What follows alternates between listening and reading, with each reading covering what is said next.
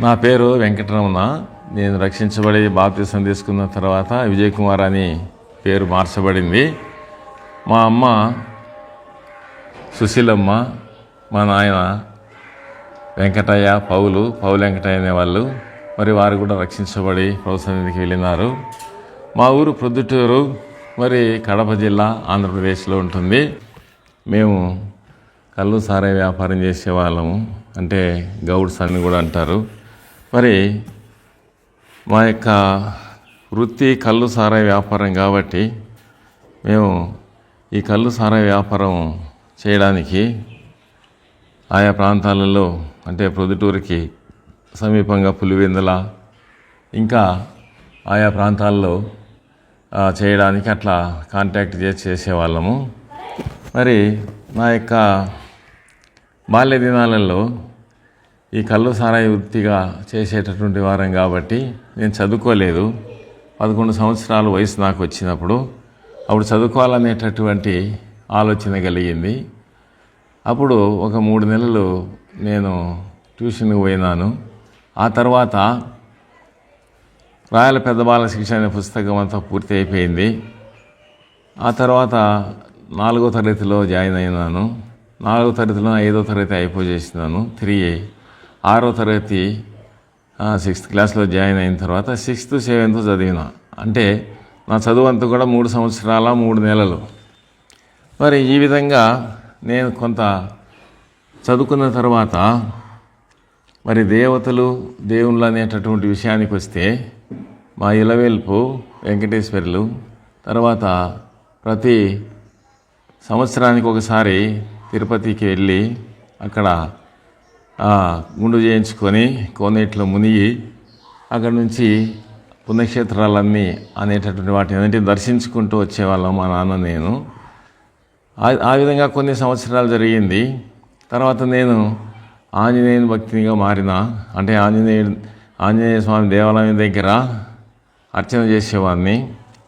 అక్కడ ఆంజనేయ శ్లోకం చదివినప్పుడు ఆ విగ్రహానికి ఒక 15 నిమ్మకాయలు పెడతాము. ఒక్కొక్కటి కింద పడేది. ఒక్కొక్క నిమ్మకాయ తీసుకొని ఒకరికి ఇచ్చినప్పుడు వాళ్ళకున్న రోగం పోయేది. అట్లా వారానికి ఒకసారి శనివారం ఆ పని చేసేవాడిని.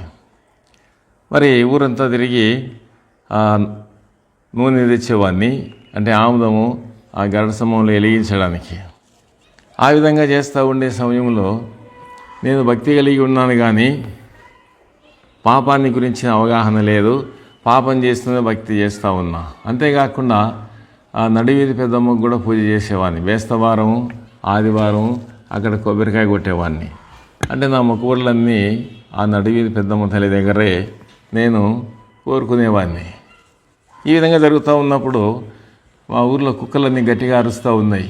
ఎందుకు అట్లా అరుస్తూ ఉన్నాయి అంటే, ఆ కుక్కలు అరిచేటప్పుడు గంగమ్మ తిరుగుతుంది ఊర్లో అనేటటువంటి వాదన ఉండేది. ఆ సమయంలో నేనేం చేసిన, రాత్రి 1 గంట అప్పుడు తలుపు తెరుచుకొని బయటికి వెళ్ళి ఆ పెద్దమ్మ తల్లిని చూసిన. చోలీ లంగా వేసుకొని ఒక 200 అడుగు హైట్ ఉంటుంది. చిన్నపిల్లలాగా పోతూ ఉంటే నేను వెంటబడినా, పెద్దమ్మ తల్లి ఆగు నీ దగ్గరికి వస్తానని. కానీ నా మాటని పట్టించుకోకుండా ఆ విధంగా ఆమె వెళ్ళిపోతూ ఉండింది. కొంత దూరం పోయిన తర్వాత ఆ పక్కన ఒక మర్రి చెట్టు ఉండేది. అక్కడ పగలే నీడ ఉంటుంది. రాత్రిపూట ఇంకా కనిపించక అక్కడి నుంచి ఇంటికి వచ్చి మళ్ళీ పడుకున్నా. మా నాన్న అడిగినాడు, ఎక్కడికి వెళ్ళినావంటే, ఈ విధంగా గంగమ్మ తల్లిని పోతూ ఉంటే గంగమ్మ తల్లి దగ్గర మాట్లాడదామని నేను వెళ్ళినాను గంగమ్మ తల్లితో. అంటే మరి అవి దుష్టశక్తులు చంపుతాయి, ఎందుకు పోయినావు అని అన్నాడు. మరి దుష్టశక్తులను మనం ఎందుకు పూజ చేస్తున్నాం, చంపే వాటిని, దేవుడు కాదు కదా అని మా నాన్నతో అన్నా. మా నాన్న ఏం జవాబు చెప్పలేదు. ఆ తర్వాత లోకంలో ఉండే పాపం అంతా నేను చేసినటువంటి వాడిని. ఒక గుర్రపందాలు, తర్వాత సారాయి తాగడము, ఈ 2 విషయాలు తప్ప మిగతా అన్ని విషయాలలో కూడా మరి నేను పాపం చేసినటువంటి వాడిని. భక్తి అయితే బాగుంది, కానీ పాపం కూడా అట్లనే ఉంది. మరి పాపం నుంచి విడుదల పొందినాక భక్తి చేయాలని ఎవరు బోధ చేయలేదు, ఎవరు కూడా నాకు చెప్పలేదు. అయితే ఈ పాపం అనేటటువంటిది ఏం చేసిందంటే నన్ను కొంచెం ఇబ్బంది పెట్టసాగింది, నెమ్మది లేకుండా చేసింది, కలవరం పుట్టించింది. రకరకాలైనటువంటి వ్యాపకాలు నాలేకి వచ్చినాయి. ఒక 30 మందిని జనాల్ని తీసుకొని రౌడీజం చేసేవాడిని. ఆ విధంగా చేస్తూ ఉంటే ఏదో ఒకలాంటి సంతోషం, ఆనందం.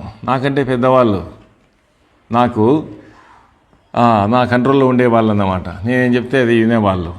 వాళ్ళందరికీ నేను బాస్ను. సరే, ఇలాంటి పరిస్థితుల్లో నేను ఉన్నప్పుడు నాకు వచ్చినటువంటి ఒక ఆలోచన ఏంటంటే, మనిషి పుడుతున్నాడు, చస్తున్నాడు. మరి పుట్టి చనిపోయిన తర్వాత, మానవుడు పుట్టి చనిపోయిన తర్వాత అయితలు ఏముందో తెలియదు కదా. మరి ఎన్ని రోజులు బ్రతికినా చావాల్సిందే.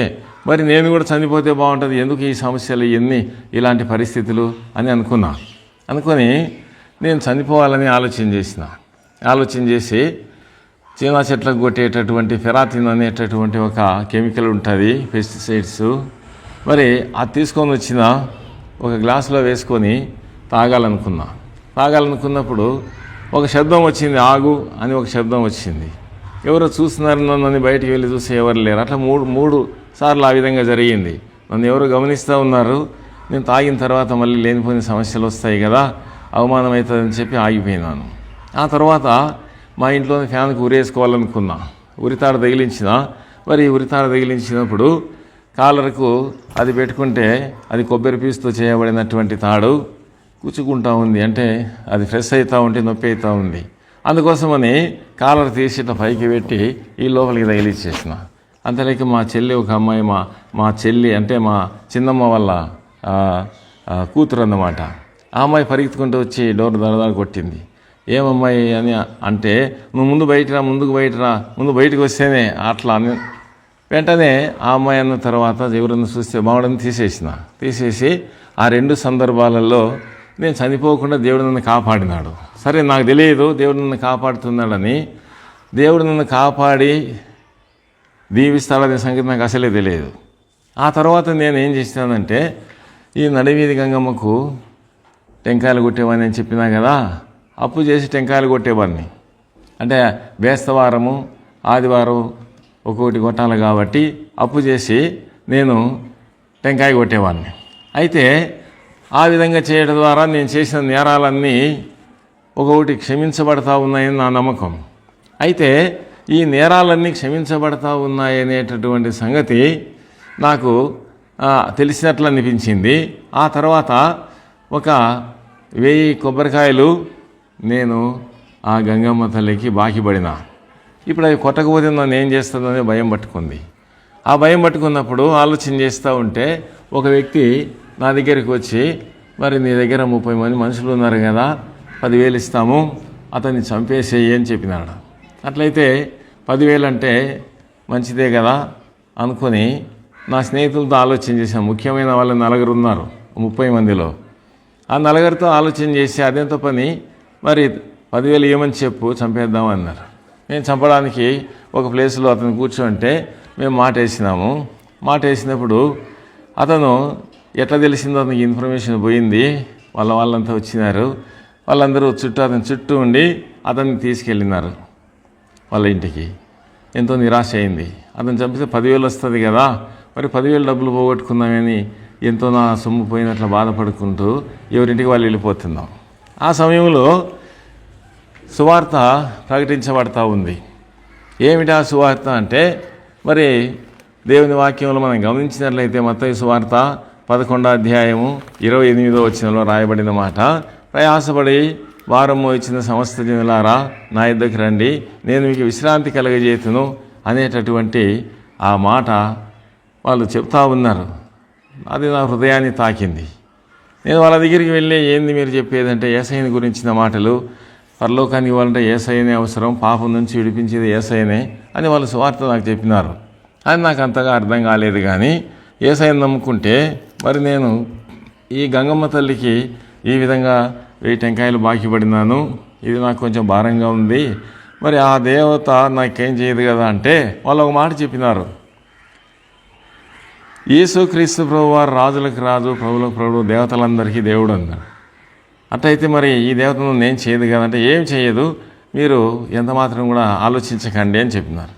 తర్వాత యేసయ్యను అంగీకరించిన తర్వాత ఏదో ఒక తెలియనటువంటి ఆనందము నాలో ఉంది. కానీ సంపూర్ణంగా నేను దేవునిలో ఆనందించలేకపోయేవాడిని. కారణం ఏంటంటే, నా పాపాన్ని యేసయ్య దగ్గర ఒప్పుకోలేదు. ఒక వ్యక్తి పాపం నుంచి విడుదల పొందాలా, రక్షణానుభవంలోకి వెళ్ళాలా, తిరిగి జన్మించిన అనుభవంలోకి వెళ్ళాలా, అప్పుడే ఒక వ్యక్తి మార్పు చెందినవాడుగా పరలోకంలో జీవగ్రంథంలో ఆ వ్యక్తి పేరు రాయబడినట్లుగా మనం చూడగలుగుతాం బైబిల్ గ్రంథంలో. ఈ విషయాలన్నీ నాకు తెలియవు. అయితే ఒక్కొక్కటిగా దేవుడు నాకు బయలుపరుస్తూ వచ్చినారు. ఒక్కొక్క సేవకుడు ఒక విధంగా చెప్తూ ఉండే దాన్ని బట్టి నేను కొంతవరకు తెలుసుకున్నా. ఆ తర్వాత సంపూర్ణంగా నేను ఎప్పుడు గ్రహించిన నా రక్షణ తీర్మానం ఎప్పుడు చేసుకున్నానంటే, సహకారి అనేటువంటి ఒక పుస్తకము జిఆర్ లార్న్ గారు రాసినారు. ఆ పుస్తకంలో ఈ విషయాలు చక్కగా రాయబడినాయి. అంటే మొట్టమొదటిది మారు మనస్సు, రెండవది పాపక్షమాపణ, మూడవది రక్షణ, నాలుగవది తిరిగి జన్మించిన అనుభవము. ఈ 4 లక్షణాలు ఉన్న వాళ్ళు పరలోకానికి పోతారు, జీవగ్రంథంలో వారి పేరు రాయబడుతుంది. అక్కడ ఆ యొక్క మాటలు చదివిన తర్వాత నా రక్షణ తీర్మానం చేసుకున్నా, పాపాలన్నీ ఒప్పుకొని ఇంకా దేవుని దగ్గర తీర్మానం చేసుకున్నాను, తిరిగి నేను పాపం చేయనని. అన్ని పాపాలు నా నుండి వెళ్ళిపోయినాయి, దేవుడు అన్నీ తీసేసినాడు. అయితే సిగరెట్లు ఒకటి తాగేవాడిని, అది చేత కాలేదు. దాదాపు రోజు 2 సిగరెట్ ప్యాకెట్లు తాగేవాడిని. మరి అవన్నీ తాగటం ద్వారా నాకు ఎవరికి తెలియకుండా దొంగగా తాగేవాడిని. అవి లేకుంటే నాకు ఏదో కొంచెం ఇబ్బందికరమైన పరిస్థితిగా ఉండేటటువంటిది. అయితే ఆహారం కాని దాని కొరకు మీరేలా రూకలు హెచ్చించెదరని యెషయా గ్రంథంలో రాయబడినటువంటి మాటను మరి దైవ సేవకులు చెప్పినప్పుడు అది మరి చేయకూడదు, సిగరెట్లు తాగకూడదు అనే నియమం నాలోకి వచ్చింది. కానీ ఆ నియమం నుంచి మరి నేను ఏ విధంగా బయటపడాలా, అంటే తాగకోకుండా ఎట్లా బయటపడాలా అని ఆలోచన చేసి ఒకరోజు రాత్రి ఒక 2-3 గంటలు కన్నీటితో ప్రార్థన చేసుకున్న యేసయ్య దగ్గర. యేసయ్య అన్నీ తీసేసినైనా ఈ ఒక్క బలహీనత నాలో ఉంది, నేను తాగుబోతులాగా సిగరెట్లు తాగుతున్నా, నన్ను క్షమించిన నా నుండి తీసివేయని కన్నీటితో ప్రార్థన చేస్తూ ఉన్నా. ప్రార్థన చేసిన తర్వాత ప్రార్థన అయిపోయింది, మళ్ళీ తాగాలనిపించింది. సిగరెట్ తీసి వెలిగించిన తర్వాత ఒక్కసారి లాగితే దాదాపు ఒక 25 ఇంచు అయిపోతుంది. అట్లా ఒక 5-6 దమ్ములు కొడితే సిగరెట్ అయిపోతుంది. అట్లా గట్టిగా లాగి అది లోపలికి తీసుకొని బయటికి వదిలే సమయంలో విపరీతమైన దగ్గు వచ్చింది. భయంకరంగా అరగంట సేపు కింద పడి దొల్లి దగ్గి నాలో ఉండే శక్తి అంతా పోయింది. ఆ తర్వాత ఆ యొక్క సిగరెట్ నుంచి దేవుడు విడుదల ఇచ్చినాడు. అంటే నేను సంపూర్ణంగా ఏ పాపానికి బానిసని కాకుండా రక్షించబడగలిగినాను. ఆ తర్వాత నాకు 1982 జనవరి 3వ తారీఖున దైవ సేవకుడు జోబన్ అని ప్రొద్దుటూరు మందిరంలో బేత్నీయలో ఆయన సేవ చేసేవాడు. మరి ఆయన బాప్తిసం ఇచ్చినాడు. బాప్తిసం ఇచ్చినప్పుడు నాకు ఒక వాగ్దానం ఇచ్చినారు. మత్తయి సువార్త 28:20లో ఏముందంటే, సదాకాలము నేను మీకు తోడై ఉంటాను అనే మాట అక్కడ రాయబడింది. ఇంకా చాలా విషయాలు ఉన్నాయి. అయితే ఈ మాట ద్వారా ఆ వాగ్దానం నాకు ఇచ్చినారు. ఇంతవరకు దేవుడు ఆ రోజు నుంచి ఈ రోజు వరకు నాకు తోడుగానే ఉన్నాడు. మరి ఈ విధంగా నేను రక్షించబడిన తర్వాత ఏ విధంగా దైవికంగా ఎదగాల అనేటటువంటి దాని మీద నేను ప్రార్థన చేసుకుంటూ ఉంటే దేవుడు అంచెలంచెలుగా నన్ను దీవిస్తూ, నాలో ఉండే పొరపాట్లను సరిచేస్తూ, చక్కపరుస్తూ, ఆయా రకాలైనటువంటి పాపాల నుండి దూరం చేస్తూ దేవునికి ఇష్టమైనటువంటి జీవితం జీవించడానికి నన్ను ఏర్పాటు చేసుకున్నాడు. మరి రక్షించబడినటువంటి ఈ జీవితంలో తిరిగి పడిపోకుండా దేవుడు కాపాడుతూ ఉన్నాడు. రక్షణ అనేటటువంటిది 3 విధాలుగా ఉంటుంది. ఒకటి రక్షించబడుచున్నాను, రక్షించబడేదను అనేటటువంటి విధంగా ప్రతిరోజు పాపంలో పడకుండా రక్షించబడాలి. మరి మన పాపం ఎట్లా క్షమించినారు, ఎట్లా ఏ విధంగా అనే విషయానికి వస్తే, నేను దేవుని సన్నిధిలో ప్రార్థన చేసేటప్పుడు ఒకరోజు మందిరానికి పోయిన తర్వాత అక్కడ దైవ సేవకుడు వాక్యం చెప్తా ఉన్నాడు. ఏం చెప్తున్నాడంటే, కీర్తన 32వ అధ్యాయము 1వ వచనంలో ఒక మాట ఉంది. తన అతిక్రమములకు తన పాపములకు ప్రాయశ్చిత్తం పొందినవాడు ధన్యుడు అని. మరి 5వ వచనంలో రాయబడింది, పాపమును ఒప్పుకొంటిని, పాపమును ఒప్పుకొనునగా నీవు నా పాపదోషం పరిహరించి నావని రాయబడింది. ఎంత గొప్ప దేవుడు పాపాన్ని ఏ విధంగా పరిహరిస్తాడు అనే సంగతి నాకు గ్రహింపయింది. మరి యేసయ్యను అంగీకరించినప్పుడు మారుమనసు పొందిన, మారుమనసు అంటే మనం ఉండే స్థితి నుండి తప్పించబడి యేసయ్యలోకి రావడం. రెండవది పాపక్షమాపణ, పాపాన్ని దేవుడు క్షమించినాడు. మూడవది రక్షణ. ఏంటిది రక్షణ? రోమాపత్రిక 10:9 రాయబడింది, యేసు ప్రభు అని నీ నోటితో ఒప్పుకొని దేవుడు ఆయన మృతుల నుండి లేపిన నీ హృదయం విశ్వసించిన ఎడలా నీవు రక్షించబడదు. మరి నాలుగవదిగా ఏంటిది? తిరిగి జన్మించినటువంటి అనుభవం అంటే యేసుక్రీస్తు ప్రభు వారు నికోదేము అనేటువంటి ఒక వ్యక్తితో చెప్తాడు. యోహాను సువార్త 3వ అధ్యాయము అక్కడ గమనించినట్లయితే 3 నుంచి 5 వరకు రాయబడి ఉంటుంది. మరి ఒకడు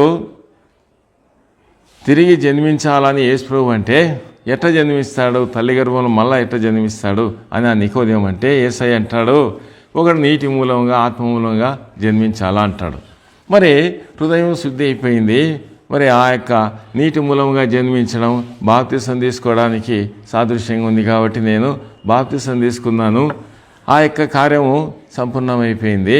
అప్పుడు ఈ వాగ్దానం ఇచ్చినారని ముందు చెప్పాను కదా.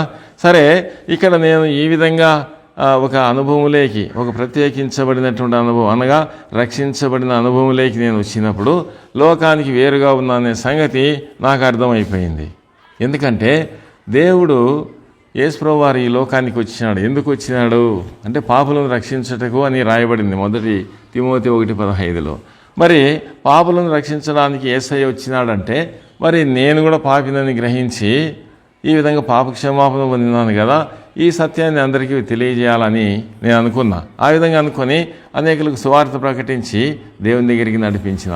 అంతేకాకుండా మరి దేవుని సన్నిధిలో నమ్మకంగా ప్రతి కూడికకు వెళ్ళేటటువంటి వాడిని, ప్రతి కూడికలో కూడా దేవుడు నాతో స్పష్టంగా మాట్లాడేవాడు. ఆ విధంగా నా జీవితము సంపూర్ణంగా దేవునితో గడిచిపోతూ ఉంది. ఇలాంటి సమయంలో ఏం జరిగిందంటే మరి నేను బాప్తిసం తీసుకోకముందు నాకు పెళ్ళి అయింది. జమ్మలూరు దగ్గర ఉద్దిరాల అనేటువంటి ఒక విలేజు, అక్కడ మా మామగారు ఆ ఊరు, అక్కడ మేము ఈడుగొల్లం కాబట్టి వాళ్ళు కూడా ఈడుగొల్లే కదా. ఆ విధంగా పెళ్లి జరిగింది. పెళ్లి జరిగిన తర్వాత వాళ్ళు దేవుడు అంటే ఇష్టం లేదు, మరి నేనేమో ఈ విధంగా ఉన్నా. సరే, ఏదేమైనా కానీ ఎక్కువ వాళ్ళతో కాంటాక్ట్ లేకుండా ఉండింది. సరే, ఇదంతా చెప్పడానికి ఇంకా మనసు లేదు. కానీ ఇప్పుడు మీకు ఒక గొప్ప విషయాన్ని నేను చెప్పాలనుకుంటున్నా. ఏంటిదంటే హైదరాబాద్లో కాన్వకేషన్ జరిగింది. ఆ కాన్వకేషన్లో 83వ సంవత్సరంలో నేను అక్కడి నుంచి మా అత్తగారి ఊరికి వచ్చిన. మా అత్తగారి ఊరి దగ్గర మా భార్య ఉండింది. ఆయన తీసుకొని రావాలని వచ్చినప్పుడు వాళ్ళు పార్టీదారులు అక్కడ పార్టీలో 2 బాంబులు వేసుకొని ప్రత్యర్థి ఒక ఆయన చనిపోయినాడు. చనిపోయిన తర్వాత నేను అక్కడ ఉన్నప్పుడు ఇట్లా అతను చనిపోయినాడు, నువ్వు వెళ్ళిపోయి ఇక్కడ ఉంటే పోలీసులు వస్తారు, నువ్వు వ్యాపారం చేసుకునేవాని అని మా మామగారు చెప్పడం జరిగింది. అప్పుడు నేను అక్కడి నుంచి వాళ్ళ ఇంటి దగ్గర నుంచి ఒక ఫర్లాంగ్ వచ్చే రోడ్డు వస్తుంది. ఆ రోడ్డు దగ్గరికి వస్తానే నన్ను చంపాలని ఆ ఊరి వాళ్ళంటే అతనికి చనిపోయిన వ్యక్తికి సంబంధించిన వాళ్ళందరూ నన్ను చంపాలని, ఎందుకంటే వాళ్ళ అమ్మాయికి భర్తలు లేకుండా చేసినారు, వీళ్ళ అమ్మాయికి భర్త లేకుండా చేయాలనే ఉద్దేశంతో వాళ్ళు వచ్చినారు. అక్కడ రోడ్డు మీద ఉంటే ఒక ఆయన పోస్ట్ ఆఫీస్లో పోస్ట్ మాస్టర్గా పనిచేస్తాడు. ఆయన సార్ ఇట్లా రండి అన్నాడు. అంటే సరే అని నేను వెళ్తే వాళ్ళని చంపాలనుకుంటున్నారు, ఇంట్లోంచి బయటికి వెళ్ళొద్దు, మా ఇంట్లోనే ఉండండి అని తలుపేసేసినాడు. తలుపేస్తానే వాళ్ళు వచ్చి తలుపు తట్టినారు.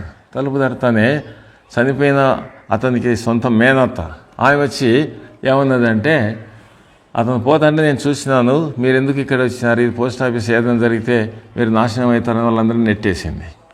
ఆ తర్వాత దొడ్డివాకిలు తీస్తే ఇటు పోతే మా మామగారి ఇల్లు తోటలోంచి దగ్గర అవుతుంది, ఇటు పోదురా అని చెప్తే అది తీస్తానే ఆమె ఎల్లకిలో పడిపోయింది ఆ ఇంటి ఆమె. కారణం ఏంటంటే ఆ వాకిటి దగ్గర నిల్చొని ఉన్నారు వాళ్ళు, 11 మంది ఉన్నారు అక్కడ. గొడ్డన్లు తర్వాత ఇవి కత్తులు తీసుకొని ఉన్నారు. మరి అలాంటి పరిస్థితిలో వాళ్ళు లోపలికి రాలేదు. కానీ నేను వాళ్ళని చూసినా, వాళ్ళు నన్ను చూసినారు, వాళ్ళు లోపలికి రాలేదు. ఆ తర్వాత నేను ప్రార్థన చేసుకున్నాను, ప్రభువా ఏంది పరిస్థితి అని. ఈ లోపల వాళ్ళని బయటికి పంపినటువంటి చనిపోయిన అతని మేనత్త వచ్చి, నాయన నేను చంపుతారు, మరి ఎట్లా ఉంటుందో తప్పించుకొని వెళ్ళిపో అని చెప్పింది. ఎట్లా పోవాలో నా చేత రాలేదు. సరే, దేవుడు ఉన్నాడు కదా నాకు, అమ్మ నన్ను ఎవరు చంపలేరులే, నా దేవుడు గొప్ప దేవుడు, సౌలు రాజు అనే ఆయన దావీదును కూడా ఈ విధంగా చంపాలనుకున్నాడు, ఆయన చేత కాలేదు. కాబట్టి నువ్వేం బాధపడకు, నాకు అలాంటి పరిస్థితి జరగదులే అని చెప్పిన. నేను ఆ విధంగా ఆమెకు చెప్పిన తర్వాత ఏం జరిగింది, ప్రార్థన చేసుకుంటా ఉంటే దేవుడు ప్రొద్దుటూరు సైడ్ పొమ్మని చెప్పి నాకు వాక్యం ద్వారా మాట్లాడిన హెజ్కేలు 2వ అధ్యాయంలో తూర్పు తట్టు వెళ్ళమని నాకు అక్కడ దేవుడు ఆజ్ఞాపించాడు. సరే, నేను ప్రొద్దుటూరు పోవాలని నిశ్చయించుకున్నా. అంత బస్సు వచ్చింది. బస్సు వస్తానే బస్సు ఎక్కడానికి పోయినా. ఆ బస్సు దగ్గరే ఈ 11 మంది ఒక మోరి మీద కూర్చొని అంత బీడీలు తాగుతా ఈటలు ఆ గండ్రగొడ్డేళ్ళు అవిని తీసుకొని ఉన్నారు. అవిని తీసుకొని ఉన్నప్పుడు నేను వాళ్ళని చూసినా, వాళ్ళు నన్ను చూస్తూ ఉన్నారు. ఎవరిలో చలనం లేదు. నేను బస్సు ఎక్కుతున్నా, అందరూ చూస్తున్నారు, బొమ్మల్లాగా ఉన్నారు. కానీ చంపడానికి వచ్చిన వాళ్ళు నేను కనపడినప్పుడు ఎవరు నా దగ్గర రావడానికి వాళ్ళ శరీరాల కదలిక లేదు. ఆ తర్వాత బస్సు ఎక్కిన తర్వాత బస్సులో ఇంకా 2 ఎక్కినారు ఆ ఊరి వాళ్ళు. అక్కడ నుంచి జమలోడు అనేటటువంటి ఊరు వస్తుంది. అక్కడ పెద్ద పసుల క్రాసింగ్ అనేటువంటి ఒక అడ్డ వస్తుంది. అక్కడికి వచ్చిన తర్వాత బస్సు ఆపినారు. బస్సు ఆపితే అక్కడ నుంచి లారీ నిండా జనం వచ్చినారు. గుండ్లకుంట శివారెడ్డి అనేటటువంటి ఆయన మనుషులందరూ దిగినారు. ఈ 2 కూడా అక్కడ దిగినారు. దిగి ఆ బస్సులో పోతున్నాడు, వాళ్ళని చంపుతారండి అని చెప్పినారు. వెంటనే వాళ్ళు కొడవలను తీసుకొని గట్టిగా కోబలి అనుకుంటూ దుంకినారు లారీలోంచి కిందికి. ఈ బస్సు ఇట్లా కదిలింది, లారీ అట్లా కదిలింది, వాళ్ళ మధ్యలో నిలబడిపోయినారు. ఆ విధంగా దేవుడు నన్ను కాపాడినాడు. గుండ్లకుంట శివారెడ్డి తర్వాత మైకేల్ బాబు అనే వాళ్ళిద్దరికీ ఈ భయంకరమైనటువంటి పోరాటం ఉండేది. ఆ మైకేల్ బాబు అనే ఆయన ఇప్పుడు ప్రభువుని అంగీకరించి సేవ చేస్తూ ఉన్నాడు. తర్వాత నేను అక్కడి నుంచి వచ్చి మైకేల్ బాబు అనే ఆయన దగ్గర పోయి మాట్లాడితే ఆయన ఏమన్నాడంటే, బాబు నా కోసం ప్రార్థన చేయన్నాడు. సరే, అక్కడి నుంచి నేను ఇంటికి వచ్చేసినాను. ఇది ఒక గొప్ప కార్యముగా అక్కడ ఉన్న వాళ్ళందరూ కూడా గమనించినారు. ఆ ఊరి వాళ్ళు కానీ, మా అత్త వాళ్ళ ఇంటి వాళ్ళు కానీ ఇది సామాన్యమైన విషయం కాదని గమనించినారు. అంటే ఇది నేను ఎందుకు చెప్తున్నానంటే, దేవుడు నాకు చేసిన మేలు, ఇలాంటి మేలు చెప్తా ఉంటే ఒక రోజంతా చెప్పినా ఉంటాయి. చాలా గొప్ప గొప్ప మేలు దేవుడు నాకు చేసినాడు. అయితే అవన్నీ మేలు చెప్పడానికి వీడియో లెంత్ ఎక్కువ అవుతుంది కాబట్టి అవన్నీ నేను చెప్పలేను. ఒకటి మాత్రం మీకు చెప్పినాను. సరే, ఇక్కడ నేను ఈ విధంగా ఉండి సువార్త చెప్పుకుంటూ అనేకులకు దేవుని సన్నిధిని నడిపిస్తూ ఉంటే దేవుడు నాతో మాట్లాడినాడు. ఏమని మాట్లాడినాడంటే, యెషయా గ్రంథంలో నుంచి మాట్లాడినాడు. ఏం మాట్లాడినాడంటే 44:21 దేవుని వాక్యంలో స్పష్టంగా ఉంది. ఈ వాక్యం ద్వారా దేవుడు నాతో మాట్లాడాడు. యెషయా గ్రంథము 44వ అధ్యాయము 21వ వచనంలో స్పష్టంగా, ఎంత స్పష్టంగా అంటే అంత స్పష్టంగా మాట్లాడినాడు. నీవు నా సేవకుడు, నేను నిన్ను నిర్మించి తిని, ఇశ్రాయేలు నీవు నాకు సేవకుడు అయి ఉన్నావు, నేను నిన్ను మర్చిపోజాలను. ఈ మాట నా హృదయాన్ని ఎంతగానో తాకింది. దేవుడు నన్ను సేవకు పిలుస్తూ ఉన్నాడనే సంగతి నాకు అర్థమైంది. మరి దేవుడు సేవకు నన్ను పిలుస్తూ ఉన్నాడు, కానీ నేను మాత్రం ఆయనకి లోబడే పరిస్థితిలో లేను. దేవుడు నన్ను పిలుస్తూ ఉంటే కూడా నేను అంత మాత్రం లోబడలేదు. మరి కారణం ఏంటంటే, నాకుండేటువంటి పరిస్థితులు, మరి కుటుంబ పరిస్థితి, ఈమె మా భార్య నేను సేవకైతే రానని ఒక మాట ఖండితంగా చెప్పింది కాబట్టి ఆ విధంగా నేను నిర్ణయం అయిపోయినా. సరే, ఇదంతా జరిగేటటువంటి ఈ పరిస్థితి ఇది ఎంతో నాకు ఆనందంగా ఉంది. కానీ ఆయన మాట్లాడిన మాట నా హృదయాన్ని తాకింది, కానీ నేను సేవ చేయలేకపోయినా. సరే, ఈ విధంగా ఉండే సమయంలో ప్రొద్దుటూరులోనే నేను ఒక స్థలాన్ని తీసుకొని ఒక మందిరం కట్టిన. అంటే దేవుడిచ్చిన కృపను బట్టి. మరి నేను కట్టడం కాదు, దేవుడు నా ద్వారా కట్టించినాడు. మరి ఒక వాగ్దానం మీ ప్రభువా అని నేను ప్రార్థన చేసింటే దేవుడు హగ్గయి గ్రంథము 2వ అధ్యాయము 9వ వచనంలో నాతో మాట్లాడినాడు.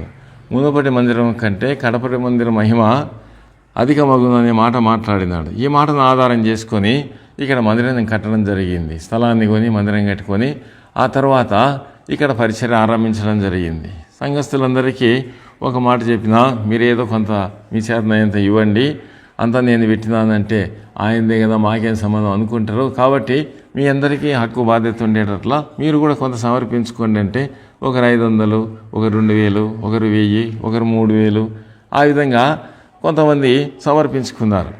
ఆ విధంగా మందిరం 1999లో మందిరం పూర్తి అయిపోయింది. పూర్తి అయిపోయిన తర్వాత మందిర ప్రతిష్ఠ జరగడానికి శత్రువు ఆటంకపరిచినాడు. సంవత్సరం 3 నెలలు ఆగాల్సి వచ్చింది. ఆ తర్వాత స్థానికంగా ఇక్కడ ఉండేటటువంటి దైవ సేవకుడు ఒక లెటర్ రాయించినాడు. లెటర్ రాయించి ఇది హెబ్రోన్కి తీసుకుపో, అక్కడ ఉన్న వాళ్ళు మీకు వచ్చి ఈడ ప్రతిష్ట చేస్తారని చెప్పినారు. అక్కడ జీటెంకులు అని ఆయన ఉన్నాడు. ఆయన దగ్గర పోయినప్పుడు ఆయన ఏమన్నాడంటే డిసెంబర్ 9వ తారీఖు మీ మందిరం ప్రతిష్ట చేస్తామని చెప్పి 2000 సంవత్సరంలో డిసెంబరు 9వ తారీఖు మీ దగ్గరికి వస్తామని చెప్పినారు.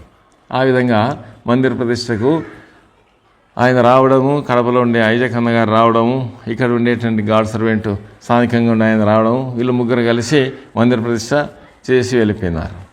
ఎప్పుడైతే మందిర ప్రతిష్ట జరిగిందో అప్పటి నుంచి మా ఇంట్లో దయ్యాలు తిరగడం మొదలైనాయి. దయ్యాలంటే నిజంగా దయ్యాలు తిరుగుతూ ఉన్నాయి. ఒకరోజు సాయంకాలం 4 గంటలకి నేను హోటల్ నుంచి ఇంటికి వచ్చిన, మాకు రెస్టారెంట్ ఉంది, 4 గంటలకి అయిపోయి చేసుకొని వచ్చినా. నేను వచ్చినప్పుడు మా భార్య పిల్లలంతా బయట బట్టలు పిండుకుంటూ ఉన్నారు.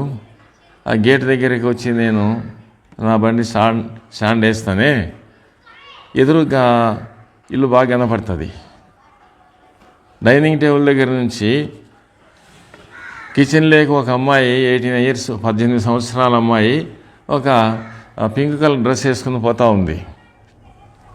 ఈ అమ్మాయి ఎవరు, మన కొత్త అమ్మాయి అయిందట్లుంది అని ఎవరున్నారు ఇంట్లో అంటే మా భార్యను ఎవరు లేరే అనింది. సరే నేను వెంటనే పోయి తలుపి చూస్తే ఎవరు లేరు.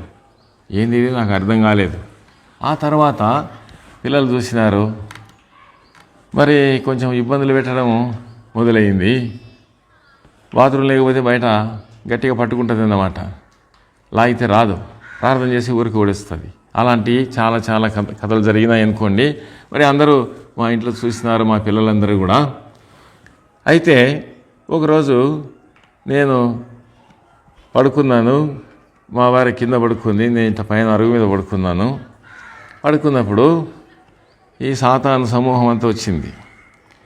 మీరు ఇక్కడ మందిరం కట్టినారు, ఇంకొక ప్రదేశంలో పొట్టిపాడని చోట ఇంకొక మందిరం కట్టినారు, మరి ఈ విధంగా మీరు చేస్తున్నారు కాబట్టి మీరు ఎట్లా చెడిపోవాలన్నా దాన్ని బట్టి మేము ఆలోచన చేస్తూ ఉన్నాము, మిమ్మల్ని చెడగొట్టేస్తాము, మిమ్మల్ని చెదరగొట్టేస్తాము, ఇక్కడ మందిరం జరగకుండా చేస్తాము అని చెప్పి రకరకాలుగా వాళ్ళు వచ్చి మాట్లాడుతూ ఉంటే ఈమెకు దిక్కు తెలియక లేచి చూస్తూ ఉంటే మాట్లాడుతూ ఉన్నారు. మరి రకరకాల శబ్దాలు కేకలు వేస్తూ ఉన్నారు. ఆమె ఏం చేసిందంటే ఇంకా లేచిన తర్వాత నన్ను లేపింది. ఇటు చూడు ఇట్లా పరిస్థితి అంటే సరే మరి నాకేం ఎవరు కనిపించలేదు, కానీ ఆమెకైతే బాగా కనపడినారు.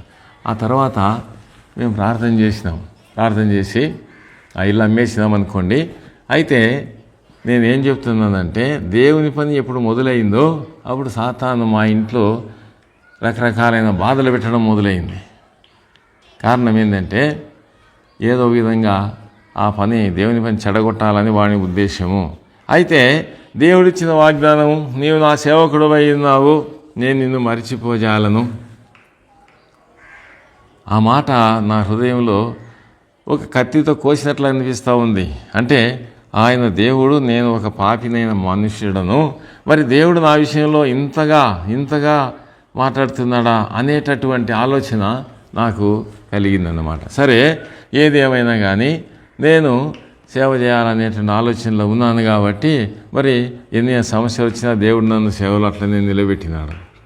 ఆ తర్వాత నేను మందిరం కట్టాలనే ఆలోచనతో నా సొంత ప్రయత్నం చేసి ఒక వ్యాపారం ఏదైనా చేస్తే మందిరం కట్టచ్చు, లక్షల డబ్బు సంపాదించవచ్చు అని నాకు తెలిసిన ఒక వ్యాపారాన్ని మొదలుపెట్టడానికి అన్ని ఏర్పాట్లు చేసుకొని ఇక్కడ ఒక సేవకుని పెట్టిన. దాదాపు 200 చిల్లర సంఖ్య ఉండేది మందిరంలో. అట్లాంటిది రాను క్షీణించిపోతా నష్టం జరుగుతూ వచ్చింది. దాదాపు 7 మంది సేవకులు మారిపోయినారు. సంఘంలో చాలా కలవరం వచ్చింది. చాలా రకాలైనటువంటి ఇబ్బందులు పడి జనాలంతా ఇదైనారు. ఆ తర్వాత ఒక సేవకుడు ఏం చేసినాడు, సంఘాన్ని పక్కకు తీసుకొని పోయినాడు. 8 మంది మాత్రం ఉన్నారు, 200 చిల్లర మంది అంతా వెళ్ళిపోయినారు. ఆ 8 మంది నాకు చెప్పిన మాట ఏంటంటే, నువ్వు ఏదో సంపాదిస్తానని పోయి ఏదో చేస్తూ ఉండవు, పల్లెలో ఒక వ్యాపారం పెట్టడానికి, డైరీ పెట్టడానికి ఎన్ని చేస్తూ ఉండవు, మరి నువ్వు అది చేసుకుంటే అక్కడే ఉండు, మేము వెళ్ళిపోతాము, మందిరానికి తాళం వేసుకో, ఇదంతా ఎందుకు అని అన్నారు. అంటే సరే నేను అది వదిలేసుకొని మళ్ళీ నేను మందిరానికి వచ్చి సేవ చేసుకుంటా ఇది రెండు చూసుకుంటూ ఉంటే ఆ తర్వాత కొంతమందిని సమకూర్చుకొని ఆ తర్వాత ఒక 60-70 మంది అయిన తర్వాత వెళ్ళిపోయినటువంటి వాళ్ళు తిరిగి మళ్ళీ వచ్చిన వాళ్ళలో ఒక 20 మంది వచ్చినారు, ఒక 10 మంది నిలబడినారు, 10 మంది మళ్ళీ వెళ్ళిపోయినారు. సరే, ఈ విధంగా డిస్టర్బ్ జరిగినా కానీ సంఘం ఏమో నిలబడింది, సంఘానికి వచ్చే వాళ్ళందరూ వస్తూ ఉన్నారు. సరే, ఇక్కడ నేను చెప్పబోయేటటువంటి సంగతి ఏంటంటే ఒక గొప్ప అద్భుతమైనటువంటి మాట.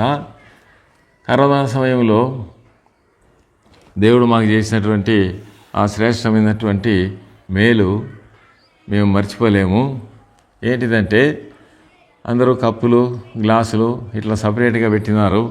మేమైతే యథావిధంగా ఎట్లా మారములో ఎట్లా చేస్తున్నాము అట్లనే ప్లేట్లలోనే గ్లాసులలోనే అందరూ గ్లాసులు పట్టుకొని తాగడము, అందరూ రొట్టె చేతితో తీసుకొని తినడం ఇట్లనే ఏర్పాటు చేసినాం.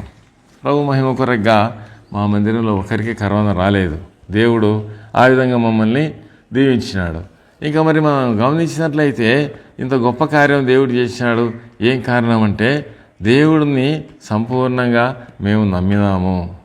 సంపూర్ణంగా మా దేవుడు మాకు సహాయం చేస్తాడు, ఈ కీడు రానియ్యడు, ఈ తెగులు రానియ్యడు అనే సంగతి మేము నమ్మి ప్రార్థన చేసి ఏ తెగులు నీ గుడారం సమీపించదని చెప్పినాడు కదా, ఏ తెగులు రాదని చెప్పి సంపూర్ణంగా మేము ఆ విధంగా దేవుని సన్నిధిలో తీర్మానం చేసుకొని ప్రార్థన చేస్తూ ఉంటాం. సరే, ఆ విధంగా ఎలాంటి కీడు జరగకుండా దేవుడు కాపాడినాడు. ఎవరు కూడా కరోనాతో నష్టపోయిన వాళ్ళు లేరు, వచ్చి ఇబ్బంది పడిన వాళ్ళు అంతకు లేరు.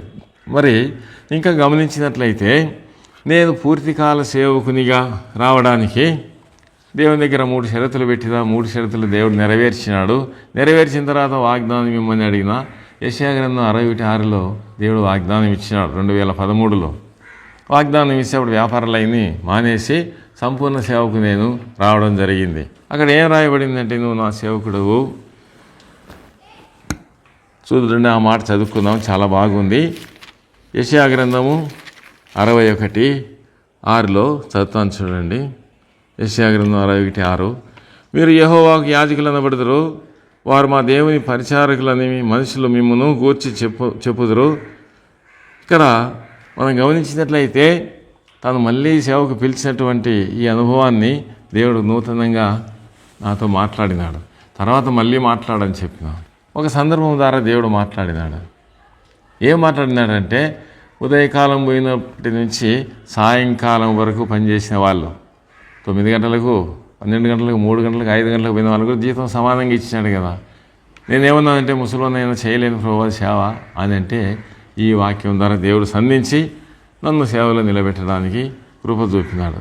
కాబట్టి దేవుని సన్నిధిలో నాకు వచ్చిన శ్రమలు అంటే ఈ యొక్క దేవుని సేవలో వచ్చిన కష్టాలు బాధలు ఇవన్నీ కూడా మరి ఎంతో కఠినమైనటివైనా ఎంతో బాధకరమైనటివైనా దేవుడు ఏ పరిస్థితిలో నన్ను చేయి విడవలేదు. పాట పాడుకుంటాం కదా, ప్రభు సేవలోని శ్రమలు కఠిన దుఃఖ బాధలు బహుమానములుగా మారి కాంతి కిరీటమగున అనే పాట పాడుకుంటాం కదా. కాబట్టి ఆ విధంగా ప్రతి పరిస్థితిలో కూడా దేవుడు నన్ను కాపాడుతూ భద్రపరుస్తూ ఆదరిస్తూ హెచ్చరిస్తూ బలపరుస్తూ ఆ విధంగా ప్రతి విషయంలో కృప చూపుతూ వచ్చినాడు. ఇంకా దేవుడు చేసిన మేళ్ళు చాలా చాలా ఉన్నాయి నా జీవితంలో. నన్ను చంపడానికి 4 సార్లు ప్రయత్నించినారు. ఒకడు మా కజిను, ఇంకొక పాస్టరు, వీళ్ళందరూ కలిసి నన్ను చంపడానికి 4 సార్లు అటాక్ చేసినారు. కానీ 4 సార్లు కూడా దేవుడు తప్పించినాడు. ఎందుకంటే తన భక్తుల ప్రాణం యెహోవా దృష్టికి మిగుల విలువైందని మనం కీర్తనలో చదువుతాం. కాబట్టి దేవుడు ఎవరికి అప్పగించలేదు, ఎలాంటి ప్రమాదం జరగలేదు. అటాక్ చేసినప్పటికీ దేవుడు విడిపించినాడు. అయితే నేనేం చెప్తున్నానంటే దేవుడు మన జీవితంలో చేసినటువంటి మేళ్ళు ఎంతో గొప్పవి. కష్టం వచ్చింది, బాధ వచ్చింది, దుఃఖం వచ్చింది, వేదన వచ్చింది, పరిస్థితులన్నీ విషమించినాయి. ఏమాత్రం బాధపడకుండా నీ చిత్తమే నాయనా, నీ ఇష్టమే, నువ్వు ఏం చేస్తే అది, నువ్వు ఏం చేస్తే దాని ప్రకారం నేను ఉంటాను, నువ్వు ఖచ్చితంగా చేసే శక్తి గల దేవుడు, కాబట్టి ఈ పరిస్థితులు అన్నింటిలో ఉంచి నువ్వే నన్ను కాపాడు అని ఇప్పుడు దేవునికి సమర్పించుకుంటాము. అప్పుడు దేవుడు అన్ని విషయాలు మనల్ని కాపాడుతాడనే సంగతి నేను గ్రహించగలిగాను. కాబట్టి ప్రియమైన సహోదరుడా సోదరి, ఈ నా సాక్ష్యాన్ని వినేటటువంటి మీ అందరికీ నేను చెప్పేది ఏమంటే, మొట్టమొదటిగా మారు మనసు, పాపక్షమాపణ, రక్షణ, తిరిగి జన్మించిన అనుభవం ఇది ఉండాలి. ఆ తర్వాత రక్షించబడినటువంటి ప్రతి ఒక్క వ్యక్తి కూడా ఏం చేయాలా? సపరేట్ లైఫ్ కలిగి ఉండాలి. అంటే లోకంతో కాకుండా దేవునితో సంబంధం కలిగి ఉండాలి. ఆ తర్వాత దేవుని సువార్త ప్రకటించాలా. ఆ తర్వాత దేవుని పని జరిగించాలా. అప్పుడు దేవుడు మన జీవితంలో చేసే అద్భుత కార్యాలు చాలా గొప్పవి. మనం దీవించబడ్డానికి, ఆశీర్వదించబడ్డానికి ఇవి ఎంతో దోహదపడతాయి. మరి నాకు 3 పిల్లలు, 1 కుమారుడు, 2 కుమార్తెలు, అందరికీ పెళ్ళిళ్ళు అయినాయి. నేను సేవకు రానంత వరకు నా పని నేను చేసుకుంటూ సేవ చేసేటప్పుడు మరి చాలా కష్టాలు, ఇబ్బందులు పడినారు పిల్లలు. హైదరాబాద్లో ఉన్నారు మా పిల్లలంతా. అయితే నేను ఇప్పుడు 13లో దేవుని సేవకు వచ్చినాను. అప్పటి నుంచి దేవుడు వాళ్ళని దీవించినాడు. హైదరాబాద్లో మా పిల్లలు 2 ఆడపిల్లలు, పెద్ద పాప చిన్న పాప, 2 కూడా అక్కడ స్కూల్స్ పెట్టుకున్నారు. మరి మా అబ్బాయి కాలేజీలో ప్రిన్సిపల్గా చేస్తాడు. మరి ఈ విధంగా మా కుటుంబము ఉంటున్నది. అంతేకాకుండా హైదరాబాదులో ఒక సంఘాన్ని, ఒక బ్రాంచ్ని ఏర్పాటు చేసినాం. పూర్ణచంద్రరావు గారు, మరి ప్రసాదరెడ్డి అన్న గారు, ఇంకా కొంతమంది దైవ సేవకులు వచ్చి అక్కడ ఒక బ్రాంచ్ పెట్టినారు. మరి దాని పేరు, ఆ మందిరం పేరు యెరూషలేము ప్రార్థనా మందిరం. వారి కొరకు ప్రార్థించండి, మా కొరకు ప్రార్థించండి, బేత్లెహేము అభివృద్ధి కొరకు ప్రార్థించండి. దేవుడు ఈ సాక్ష్యాన్ని దీవించి ఆశీర్వదించునుగాక.